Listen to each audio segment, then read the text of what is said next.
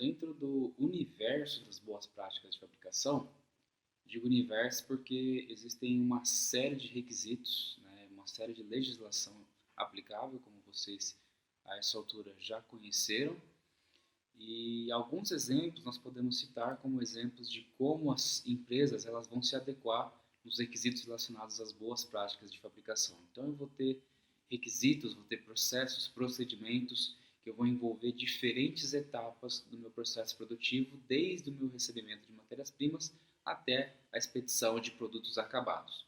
Então, como por exemplo, nas instalações, eu vou ter uma série de requisitos relacionados ao próprio edifício. Esse edifício tem que ser sólido, tem que ser firme. Eu vou ter questões relacionadas ao layout, o fluxo, né, para eu garantir que não tem cruzamento aí de materiais, conceito de contaminação cruzada. Eu vou ter um material contaminado, que ele vai passar a contaminação dele para um outro produto, seja uma contaminação microbiológica, uma contaminação alergênica. Né? Então eu tenho que evitar essa questão e eu ter um fluxo organizado. Pré-instalações, garantir as condições aí adequadas em termos de higiene. Né? Então eu tenho que ter processos de higienização, processos de limpeza, né? Áreas de produção sempre limpas, né? As áreas onde eu vou ter manipulação de alimentos, tenho que focar em materiais e equipamentos, deixar naquela área só o que efetivamente vai ser usado, objetos, equipamentos, utensílios em desuso, eu não posso deixar naquela área. Piso limpo, com boa drenagem, bom estado de conservação, né? Por exemplo, sem rachadura, sem trinca. Entre paredes, né, tanto quanto o piso quanto o teto, nas cantoneiras, de preferência as cantoneiras arredondadas, né, para que eu consiga facilitar a limpeza. Ralos, por exemplo, eu tenho que sempre dar preferência para ralos sifonados. Não consigo trabalhar com ralo sifonado. Então, que sejam bem vedados, que sejam limpos, que sejam fechados. Então, eu tenho uma série de cuidados para tomar com relação à minha instalação. Paredes, eu tenho a necessidade aí de ter paredes de material que seja de fácil limpeza, fácil higienização, lavável, né, de cor clara, em bom estado de conservação. Temos alguns exemplos já do que vem a ser bom estado de conservação. Tenho necessidade com relação a janelas, elas precisam ser bem conservadas, têm que ser limpas. Por elas serem de material de vidro, tem que tomar cuidado com relação à quebra, né? Então, muitas vezes é válido eu colocar uma grade, uma proteção também. Isso vai me trazer benefícios em outros aspectos aí de boas práticas. Uso de telas, né? Essas telas, nesse caso, teriam que ser facilmente removíveis para que eu não tenha o meu processo de higienização prejudicado com relação a isso, né? Portas limpas, conservadas, com fechamento automatizado, né? Sempre mantidas fechadas para evitar aí, o surgimento de pragas na minha empresa. O conceito de pragas seria, por exemplo, eu ter a questão de roedores, né? Eu ter a questão de pombos, por que não? Citar pombos como exemplo. Tem a questão de insetos, né? Então tem diferentes pragas ou vetores, nesse caso, né, que vão levar a contaminação para o meu produto. Tá? Então, o conceito de praga são, digamos assim, são animais que vão entrar no meu ambiente produtivo e que eu não quero que isso aconteça porque eles podem ser vetores, né, eles podem carregar uma contaminação para dentro do meu produto. Tá? Então, eu tenho requisitos também com relação à iluminação, tem que ser uma iluminação adequada. Eu ia falar a respeito das janelas, né? Então, considerando aí janela de vidro, lâmpadas de vidro, muitas vezes, por exemplo, no segmento cervejeiro tem a embalagem que é de vidro, é importante eu também ter uma política de vidros. Para que serve uma política de vidros? Então, caso quebre, citamos que fragmentos de vidros é um tipo de perigo físico. Então, eu vou ter uma política de vidros que vai me ajudar a respeito do que eu faço quando eu tenho uma explosão de uma lâmpada, quando eu tenho uma quebra de uma janela, né? Com relação então a janelas, com relação a lâmpadas, né, a iluminação, tem que tomar cuidado, vincular isso numa política de vidro, Porque como são materiais de vidro, nós já falamos que vidro é um tipo de perigo, um contaminante físico, eu vou ter que tomar medidas com relação a isso. Proteção, né? O que eu faço em caso de quebras, no caso de explosão de lâmpadas. Na parte, por exemplo, de instalações elétricas, eu tenho que garantir que esses fios estão embutidos. Não deu para deixar eles embutidos, né? Estão com fiações externas aí.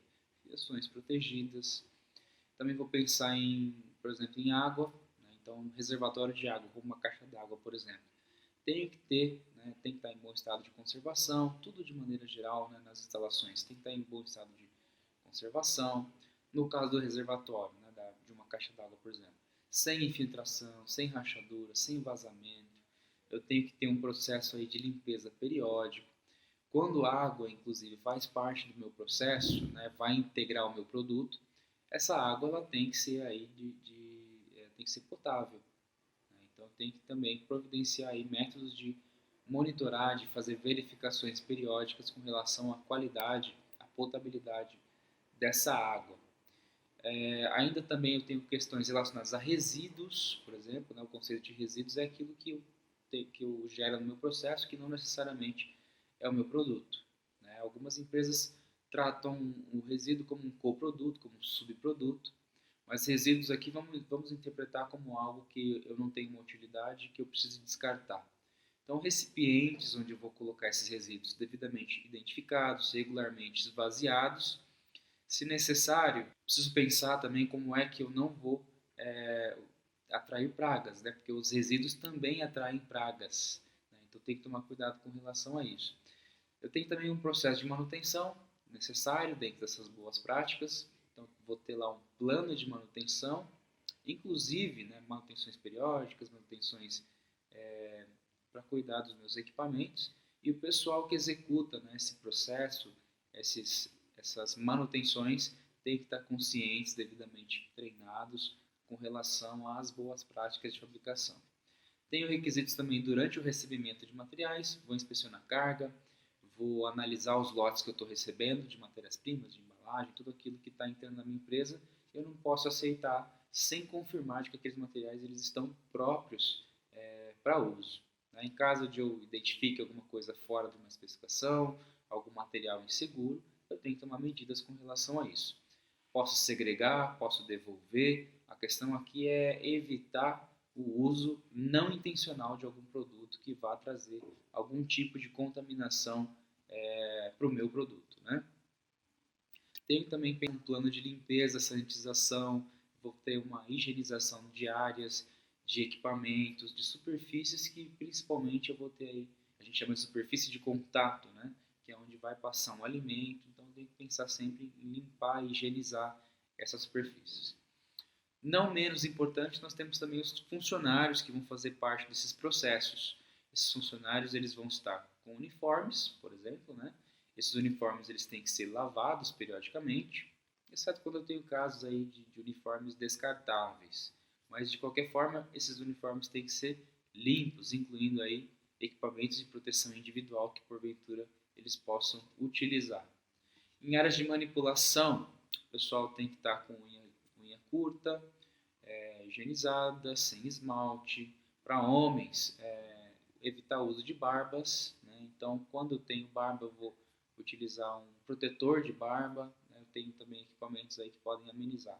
Cabelo, para não virar uma contaminação, né? Para não ir no meu produto. Muitas vezes eu não posso não ter um perigo diretamente associado, mas eu tenho a questão da qualidade percebida.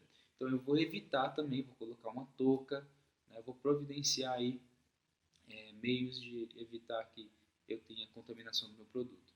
Evitar o uso de adornos, como por exemplo brincos, relógios, pulseira, anel. Né? Então, além de ser proibido, né? É proibido acessar áreas de manipulação de alimentos com adornos. Em caso de doenças, o pessoal que está doente precisa avisar imediatamente o líder. Né? Esse líder vai ter que providenciar alguma forma dessa doença, desse ferimento, né? Curativo, muitas vezes tem que estar na pessoa que está com alguma ferida, mas caso de colaborador doente, tem que avisar o supervisor, o seu superior imediato, e esse deve ser realocado aí para alguma tarefa que não envolva diretamente a manipulação de produtos para eu não ter riscos de contaminação. Estrutura para os meus funcionários. Vou pensar em armários, né, armários, vestiários, sanitários, tudo isso fora das áreas de manipulação, em termos, por exemplo, de armário. Tem que ter em quantidade suficiente para todo mundo, o pessoal não vai poder guardar alimento lá, sempre pensando aí na questão das pragas. Tem que ter uma limpeza periódica adequada também dessa estrutura. Vestiários também compatível aí com a quantidade de funcionários, sanitários limpos, ventilados, com chuveiro e sanitários em quantidades suficientes. Né? Tem que conter lá também uma lixeira com acionamento com pedal, né? Além de papel higiênico, sabão, elementos aí para uma higienização adequada. Bom, nas áreas produtivas também eu tenho a questão de estoques, né? Então estoques de produto principalmente, eu tenho que pensar, tanto de produto quanto de matéria-prima, eu tenho que pensar na questão da contaminação cruzada. Então nós falamos do perigo alergênico, né? Que está associado aí ao perigo químico, então eu tenho que segregar materiais de forma adequada no meu ambiente produtivo, certo? Então manter aí áreas específicas para os tipos de produto que eu tenho na minha empresa. E principalmente quando eu falo com relação a resíduos, né? Então resíduos tem que estar longe aí do meu estoque de produto.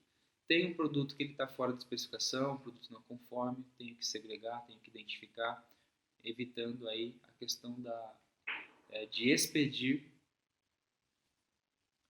Tem um produto não conforme, tem um produto fora de especificação, então eu vou segregar, vou identificar, vou colocar numa área específica para aquele produto, para aquele lote, evitando aí a questão de expedir um produto não, de forma não intencional. Também pensando em armazenamento. Distância das paredes, tenho que respeitar a questão de empilhamento. Sempre pensando assim, como é que eu deixo mais fácil para limpar. Né? Então, as palavras-chave são essas, né? De forma adequada, de forma a facilitar a limpeza. Então, eu sempre vou pensar dessa forma, com relação às boas práticas de fabricação.